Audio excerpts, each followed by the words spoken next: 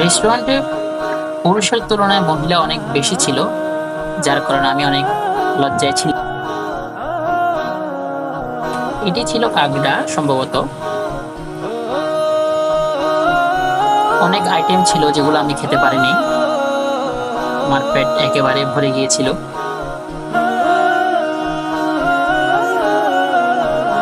খাওয়া প্রায় শেষ, পেট একেবারে ফুল এখন। তো ভাবলাম যাওয়া যাক। তাও আমাদের খাওয়া শেষ, আমরা এখন বাসার দিকে রওনা হচ্ছি। ভাগিনাকে বললাম এদিকে কয়েকটি শট নিয়ে নাও। তো আমাদের খাওয়া শেষ, আমরা বাসার দিকে রওনা হচ্ছি। অনেক সুন্দর একটি দিন ছিল, মনে রাখার মতো। তো আমি ধন্যবাদ দিতে চাই আমার ভাগিনা মেহেরাজকে এত সুন্দর একটি সময় উপহার দেওয়ার জন্য।